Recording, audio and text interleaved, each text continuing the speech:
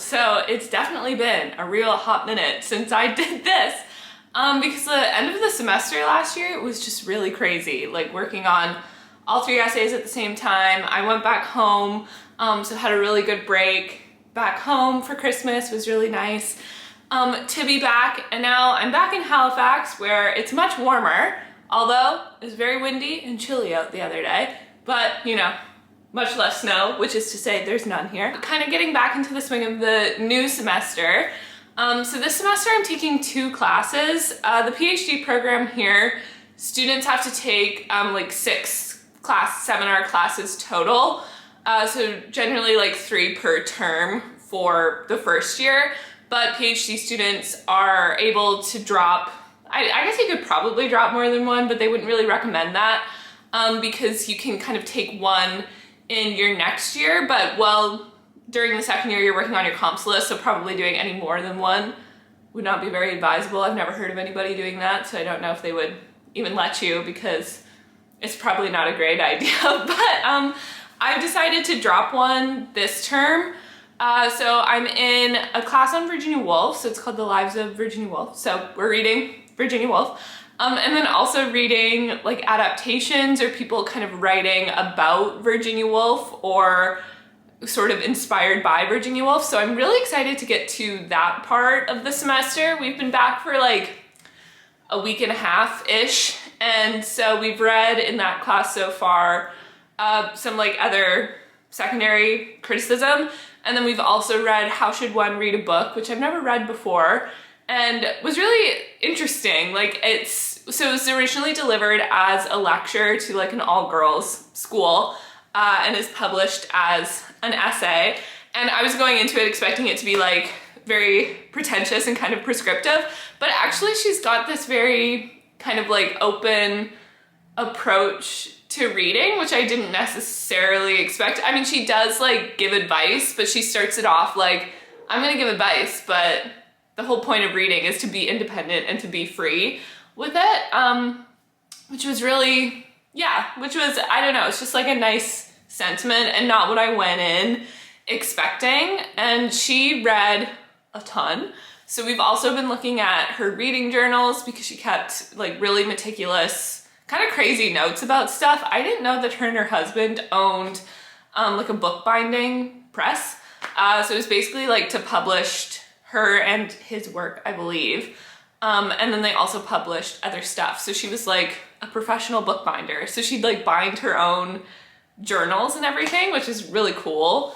And then also some of her letters and stuff we've been reading. And this week we're reading A Room of One's Own, which I need to read this weekend. And then the other class that I'm taking is about George Eliot, who I believe the only thing of hers that I've read before is Adam Bede. And I read it during my undergrad because during my undergrad, I wound up taking a lot of Victorian literature classes in which I learned that I like taking the classes on Victorian literature, but I don't really enjoy reading Victorian literature because it's all very like, this woman is just like not treated very well and then she dies and then this really boring dude learned something from it and then maybe he also died of consumption, who knows.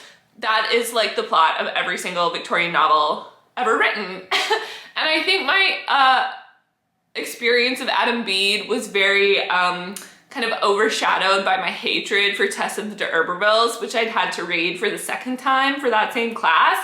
And Adam Bede does hit some of the same plot points, but it does hit them differently. So I would be curious to reread that now and see like if I feel the same way about it or if I was just kind of like applying my response to Tess to Adam Bede, although I maintain that Adam Bede is quite possibly the most boring character ever written. But so far I have been enjoying the George Eliot text we've read. We've read Janet's Repentance, which is a novella that's in scenes of clerical life. Apparently, I think I might be wrong about that. I might be remembering this incorrectly, but I believe Charles Dickens was one of the people who like wrote to her and was like, this is incredible. And it was perhaps one of the first people who thought like, George Eliot might be a woman. But she just like tore him to shreds in her own reviews, which is kind of funny because George Eliot did not pull her punches. Reading her now, I'm like, she's really funny. Like she's got these random lines that are just really good. So we've read Janet's Repentance, which I didn't love. It also hit all of those kind of Victorian plot points. I enjoyed the second half much more than the first. The first half is like a lot of exposition. It's introducing you to every single person in the town. And also is like setting up the kind of religious divide in the town, because basically you have like the Trianites, who are the people who are kind of following this new evangelical priest that's in town, and then like the anti-Trianites. So it's setting up a lot of that. And then we've just started reading The Mill on the Floss, which I'm enjoying a lot more than I thought I would, though it is very long, so we'll see if I can maintain that. Because, yeah, there's one thing about the Victorians was that they did not edit down. Like, everything is super long. Like, if it was edited down, the book could be, like, a quarter as long as it is, because there is a lot of, like, and now I deviate to really describe the grass in a very long, winding paragraph. But like I said, she's really funny. This first part of the book that we've been reading is about Maggie, kind of the protagonist, and her older brother Tom, like, and it's really focusing on their childhood, which, yeah, is really interesting. And it's interesting to see how she's representing their kind of personalities and also like worldviews and philosophies as being like a combination of just nature versus nurture. Like some of it is just who they are, like some of it is just kind of inherent to these kids, and then some of it is what's being fed to them or filtered down by their family and also just by like societal pressures. Because basically it's about this girl who is very, very smart and very precocious, but she's a girl, so she's not really afforded those kinds of like educational opportunities, or her cleverness isn't really encouraged, although it sort of is by her father, who definitely like has a soft spot for her. And then Tom is the older brother, who everyone's like, oh, would be great if he was as clever as Maggie, but he's not. But he's like still a smart kid, but it's very much, he's not like bookish like she is. But he's getting this really focused education because the father wants him to become like kind of a man of business, or someone who can like compete with the lawyers, because it's all about like the water rights for their mill and like all this other stuff that's going on. Not too far into that yet. But yeah, so I need to read a few more chapters of that before Monday's class. I'm pretty close to done like the next stage of reading, but if I can, it probably wouldn't be a bad idea to get a bit ahead on that, since we have that class 3 days a week and it's an hour long, but we have to read like big chunks of the book for each class, just because like these are really long books, so to be able to get through all of it over the course of the term, it's a lot of reading for sure. And then the class that I dropped was called Communicable Romanticism, so it was on the Romantic writers, so it was a lot of Percy Shelley, Mary Shelley, I believe there's some William Blake. The first text that they were reading was the Rime of the Ancient Mariner, which I have read for a previous class and I enjoyed. Like, I really enjoyed the literary text on the syllabus, but then the like kind of main theme for the course was like medical humanities and kind of like medical writing. So I think that those readings would have been kind of tricky to get through. But I did think that the class sounded interesting. I just decided to drop the class so I could take one next fall, because I wanted to not have an absolutely insane workload for this semester. Like, even just 2 classes, this feels like so far a comparable workload to taking 3 last semester. And yeah, I was like writing 3 6,000 word essays in the span of like 2 weeks was just not going to be fun. It probably would have happened, but I don't feel that they all would have been as good as they could have been, and also I would not have been having a good time. So I decided to drop that class because the medical humanities angle I do think is interesting, but it just wasn't like sparking as much in me as other things would. And I also wanted to be able to take a class that is like a bit more relevant to what I want to focus on. So next fall, there should be a medieval class. I believe it's on gender and sex in Middle English literature. Although I know that they've talked about potentially doing like a professor exchange with another university nearby. So then if that does wind up happening, it might be more like Norse related, which would be really cool because I haven't done much of that, but I think the sagas are really interesting. So that would be cool to learn more about. Or I could potentially do a directed reading class, which is basically where like me and a prof would kind of build a syllabus together and it would be like an independent study. So I could potentially maybe do something like a fantasy reading list, which would be really cool. So we'll see. And then hopefully the syllabus for either class would kind of overlap with what I have to read for my comps list, which would be good. And yeah, that's kind of where I'm at for this weekend. So reading A Room of One's Own, probably more of Mill on the Floss, and then some of like the secondary critical essays. And then if possible, I would also like to start this book. This is the one that Megan got me for Christmas because we always give each other a romance novel. And she'd asked what kind of book I wanted. So I said that I think maybe like historical romance or maybe like a paranormal kind of thing. So she found this one because she thinks it's gonna have both. So it's, if you can't tell from the cover, it's a historical like Highlander romance. It's called The Making of a Highlander. By Eliza Braden, and yeah, it's basically like he's an adventurer and he has to, everyone wants him to settle down but he doesn't want to, but he's kind of like caught in a land dispute, so he has to like win the Highland Games, and for some reason this woman is like training him. I don't know why, if he's an adventurer he wouldn't already have those skills. I'll find out once I start it, but I believe there's also a ghost. Everyone calls her Mad Annie. True, her best friend is a ghost. So there's some like haunted manor thing going on. But yeah, I'm excited to start this. It sounds really fun. So hopefully I'll be able to read at least a few chapters of this weekend. That's the hope.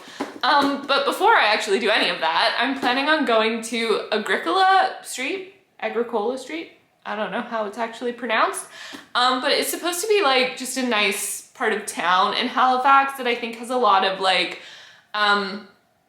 little boutiques, like thrift stores. There's supposed to be a used bookstore there that I want to go to, and I believe a new independent bookstore that I think is really recently opened called Egghead Books. So I'd like to go check out both of those. There's also supposed to be a little shop that has really good sandwiches, so maybe we'll pop in there. But yeah, just gonna go, I think I'm gonna walk there, which will be like a longer walk, but like, that's the plan. So I think I'm gonna walk down to Agricola, I don't know, and see what I can see before heading back here and doing some reading for the day.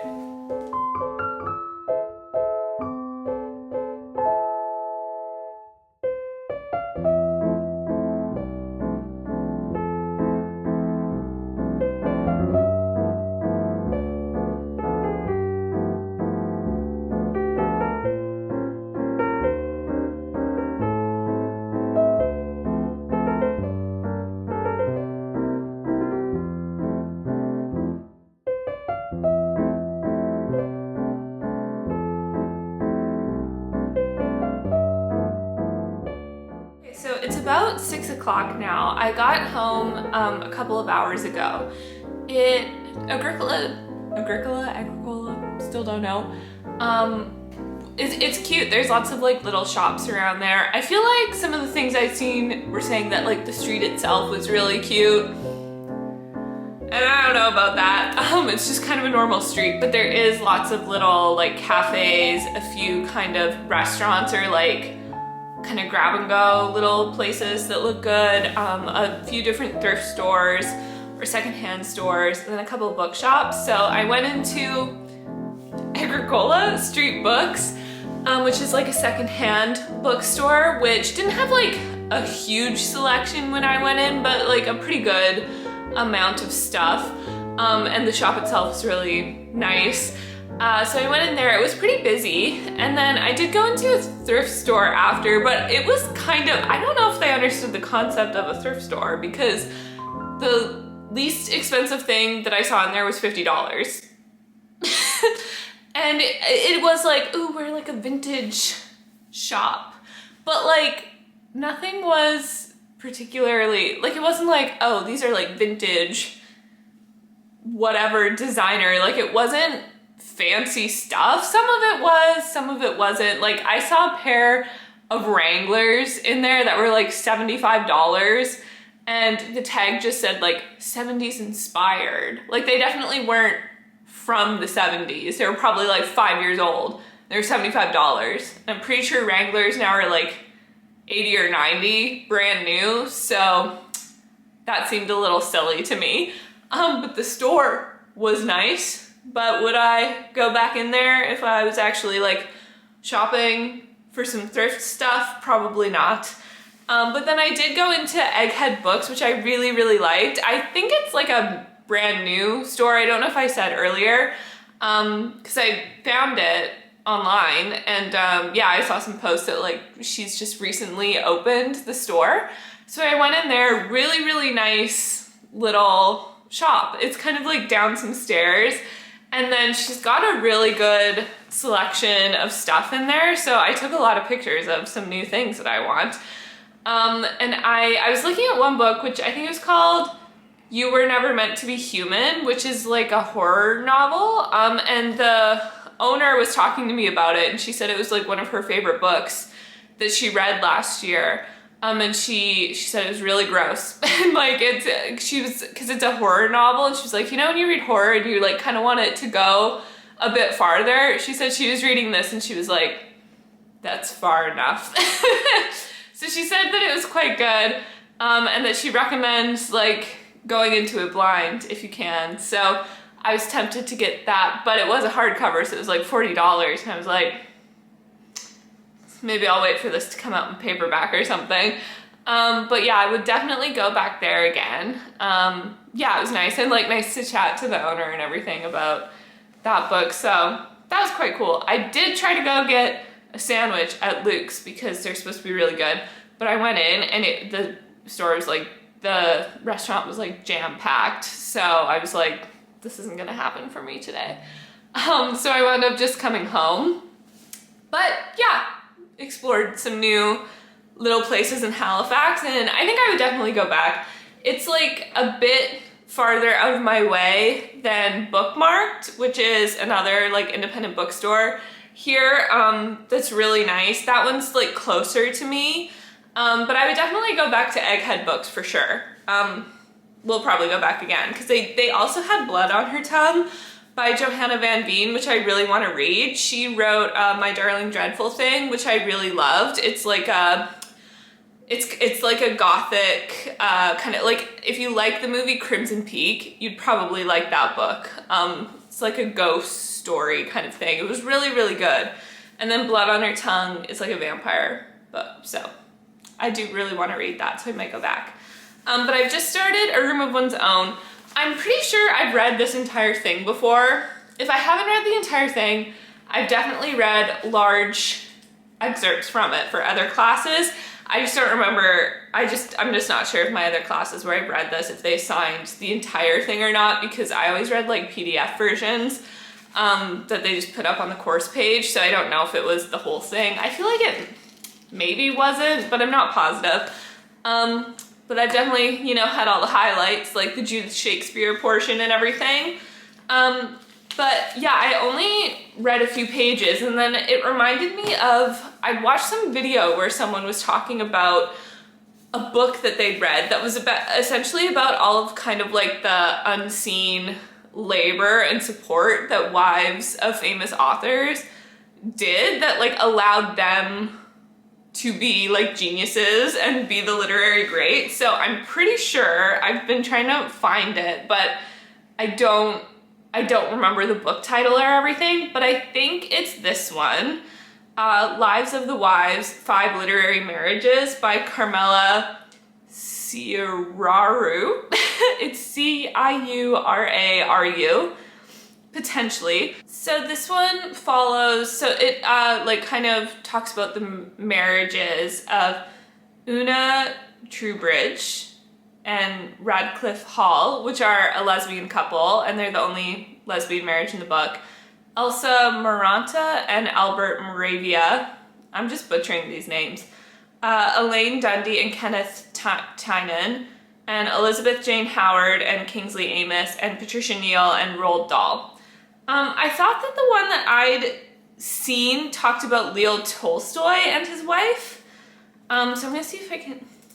So I think it's either that one or it might be this one called The Wives, the Women Behind Russia's Literary Giants by Alexandra Popov, who has also written Sophia Tolstoy a biography. And then also Sophia Tolstoy's diaries are published in book format. So it might have been from that, because I'm positive that the video I had been talking about Sophia Tolstoy and how like she basically like supported her husband's career.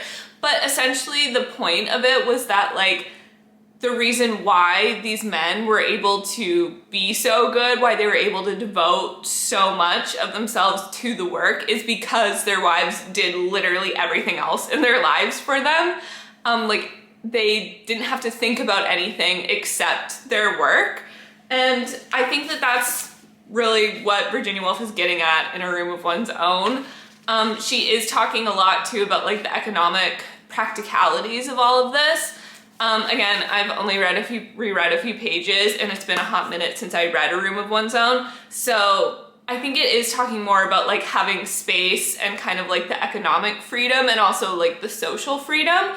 But I think that having like this other book, or these other books that are talking about marriages specifically, like they're talking a lot about having a partner who is supporting, or just having someone else there to like support and manage the other aspects of your life that you, so Virginia Woolf does talk about that too. It's about like the responsibilities that women have that would just like take time away from writing.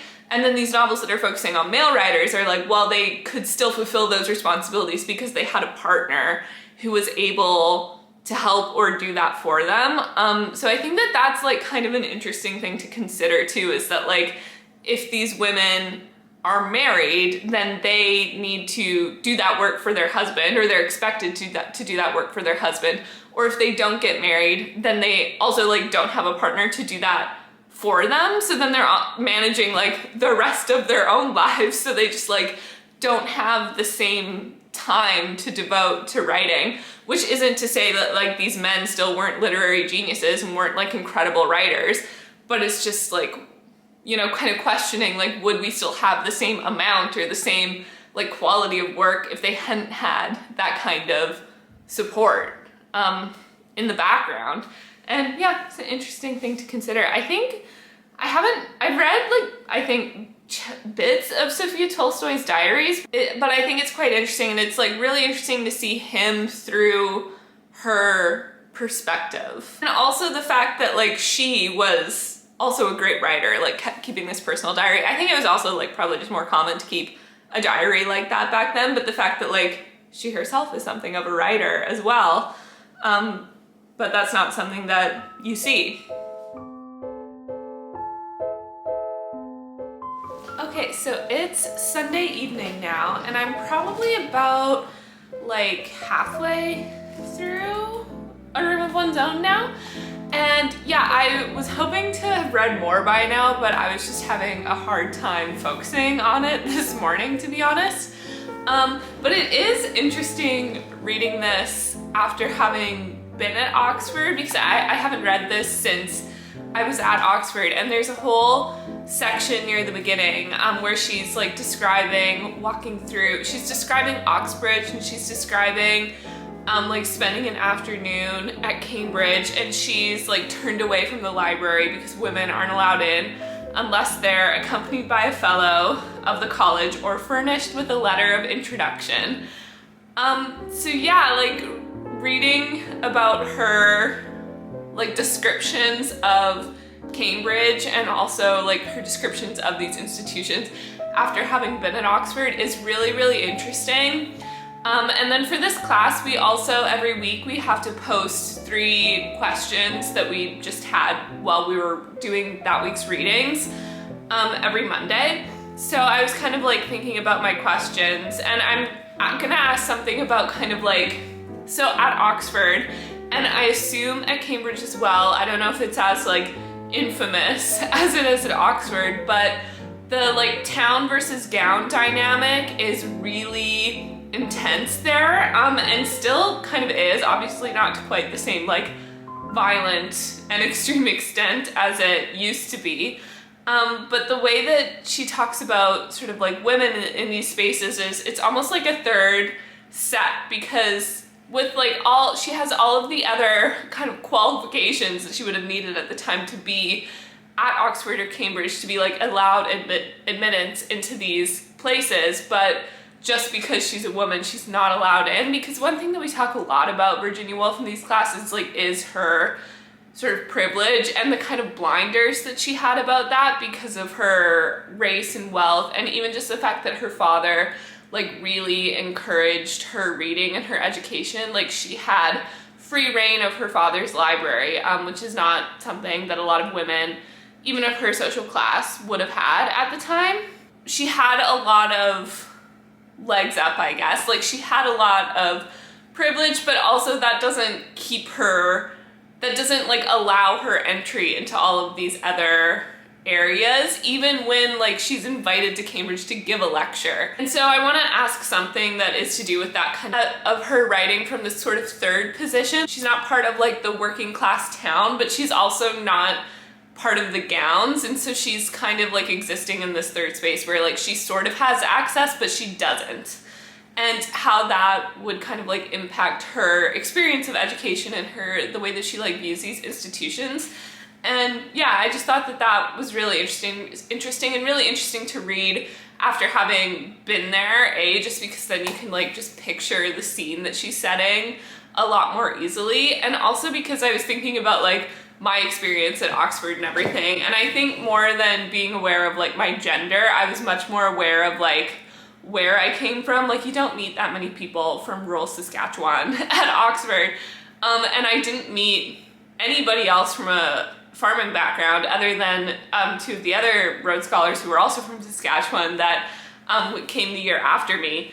And so that was something that I feel like I was kind of more aware of on a day-to-day. But I think that like reading this, I don't know, just like is important perspective to remember. Like even Pembroke College like didn't admit women until the 1970s, which is insane. And I have to look it up because I think that this was still happening during Virginia Woolf's time, but I'm not positive. But for a long time, even after Oxford like allowed women to study there, they could study there, but they wouldn't award them degrees. So they had to take a boat to, I don't think it was St. Anthony's, but they had to take a boat to, maybe it was Trinity College in Ireland. So like they had to travel to this other university to convocate because Oxford wouldn't award them degrees, even though they did all of their studies at Oxford. And I think that it's just a really interesting and like niche experience, but not so niche, that she's articulating here, of like having all of the other tools and having all of like the talent and the intelligence and the education, but still being barred from those spaces. So yeah, I'm excited to see what people say about this. I've only glanced at a couple people's questions because a few people have posted already. So yeah, I'm curious to see what people kind of make of this, because I've talked to a couple people and they said that they have been enjoying this more than they kind of thought that they would. But yeah, so I think tonight I'm going to try to read a bit more of this, but then probably just try to finish the chapters of Mill on the Floss that I need to finish, because I think I only have like 3 or 4 more chapters of that for our next class's readings. And then I might honestly wind up just finishing this tomorrow morning, potentially.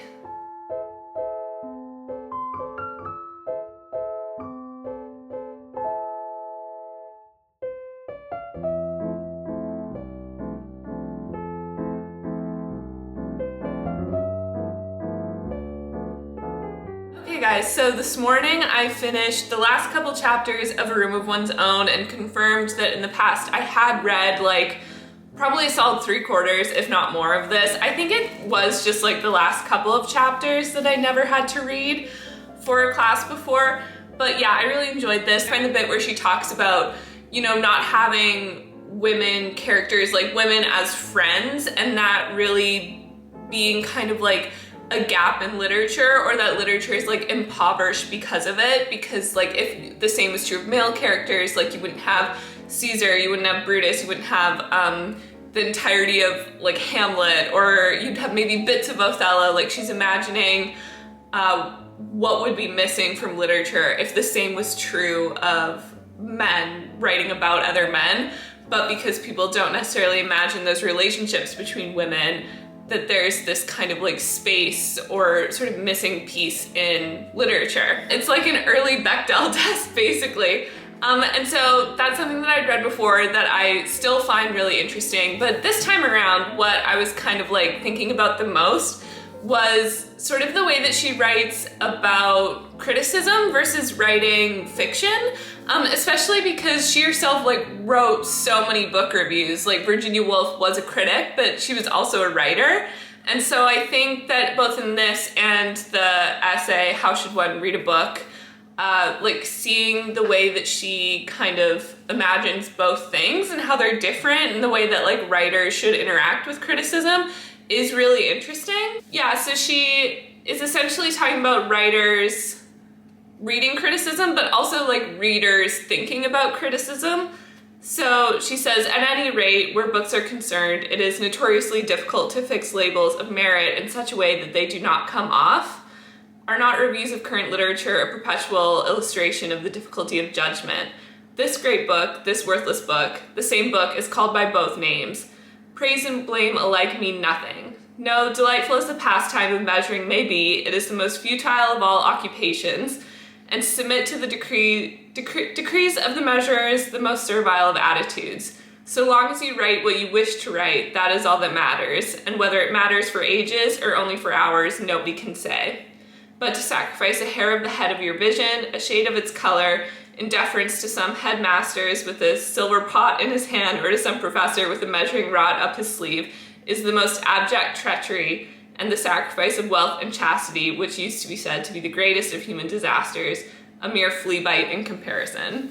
So I don't think that she's saying that like participating in criticism or reading criticism is like without merit, but also this idea of like not writing for critics, or not necessarily allowing that to sway your writing or even your reading, which is something that she talks about, I guess, a bit more directly as a reader in How Should One Read a Book, because she's recognizing how subjective it is, I guess. Yeah, that was something that I was quite interested in reading this for like the third or fourth time, I guess, but the first time in its entirety.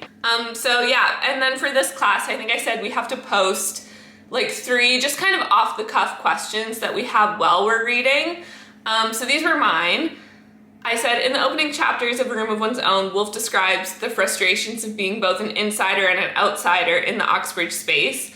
The town versus gown dynamic is very infamous and intense at Oxford, and I assume at Cambridge, but Woolf seems to be describing a third set as a person who would otherwise have the same privileges and access as the gowns, but doesn't because of her gender. How do we make sense of or imagine Woolf's particular position in this very intense and intensely visual and physical class binary that is so specific to Oxbridge? That was my first question. And then my other one was, Woolf wonders, why are women so much more interesting to men than men are to women? That's a quote from the text. Do you think this is true even in a purely literary sense?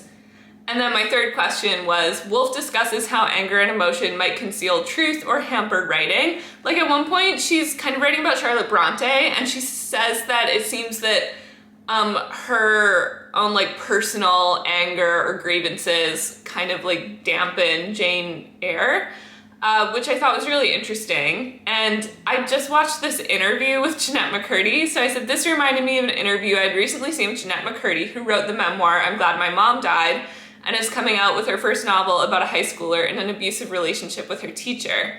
This book is inspired by a relationship McCurdy had as a teenager, and in the interview she speaks about how important it is to her writing process to speak from anger.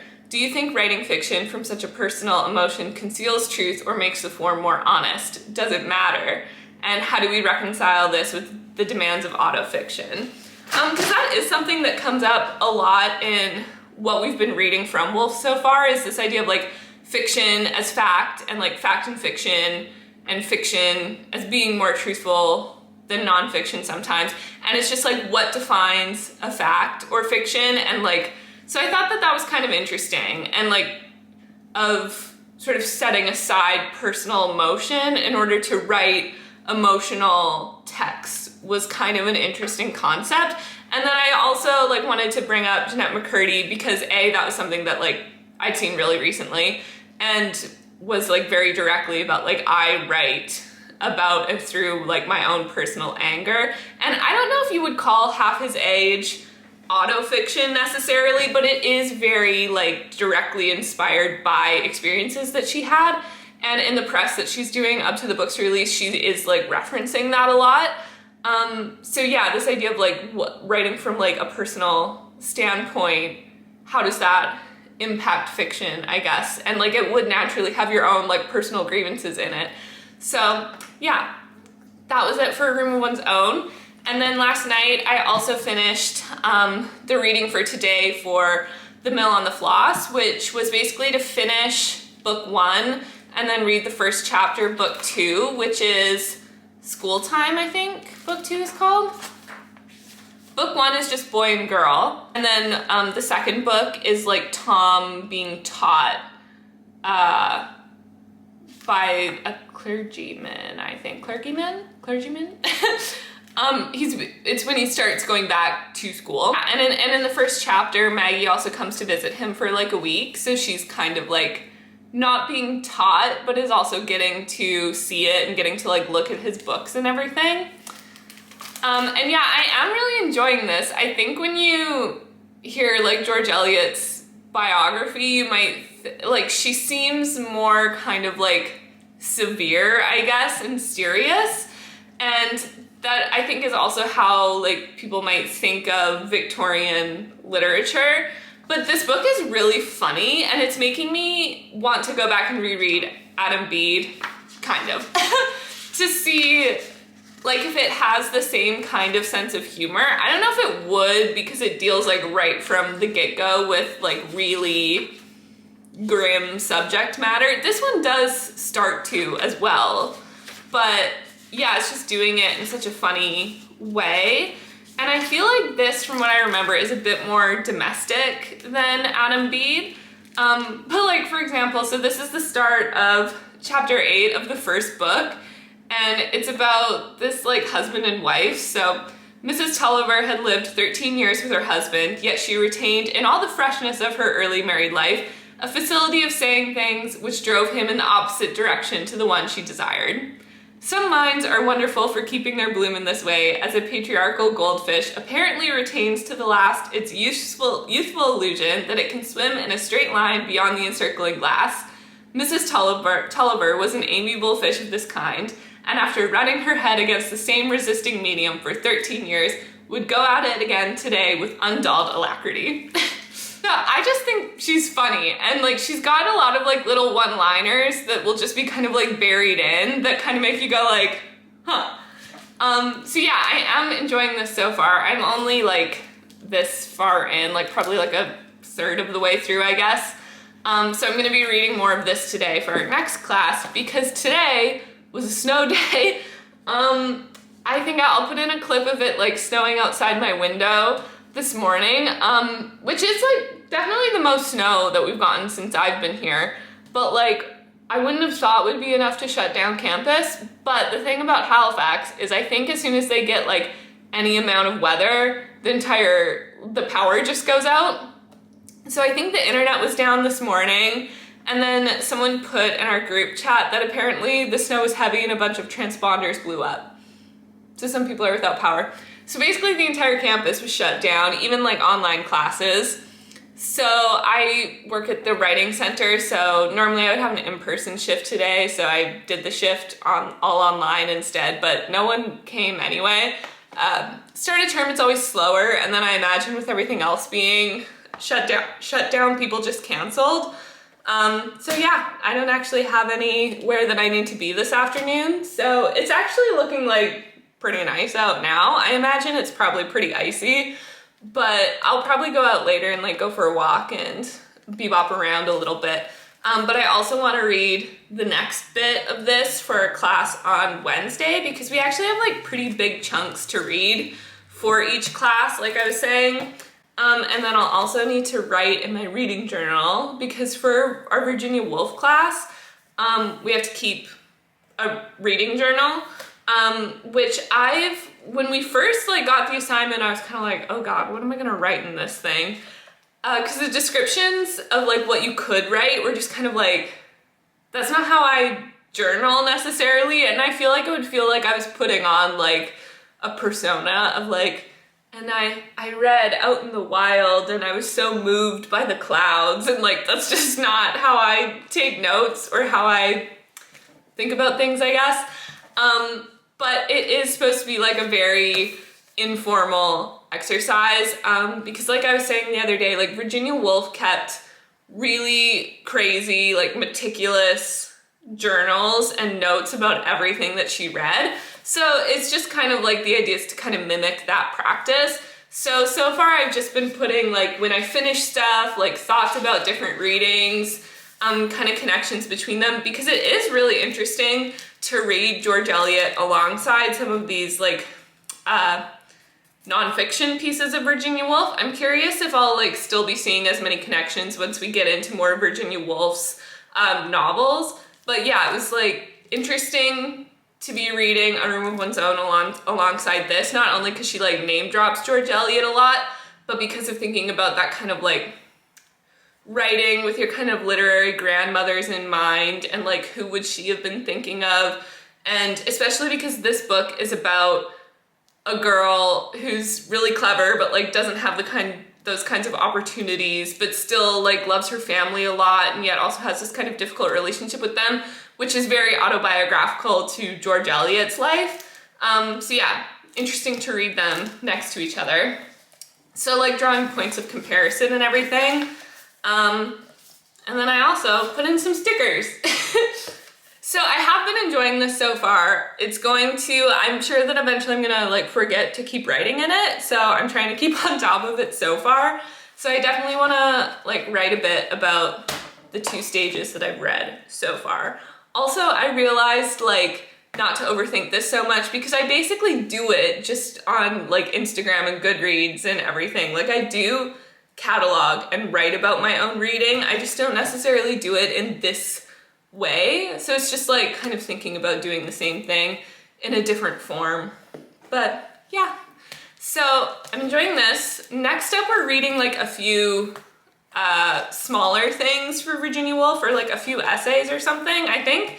And then we're starting Mrs. Dalloway, which I haven't read before, so I'm excited for that. I believe the only Virginia Woolf novel that I've read is Jacob's Room, if I am remembering correctly. And that's not on the syllabus. So yeah, I'm excited to get through some of this, some more Woolf. I'm excited to get into her like fiction work. So yeah, thanks for watching. Didn't get to do any of my like purely for fun reading, but maybe tonight I'll read a bit of that. So yeah, thanks for watching if you made it to the end of this.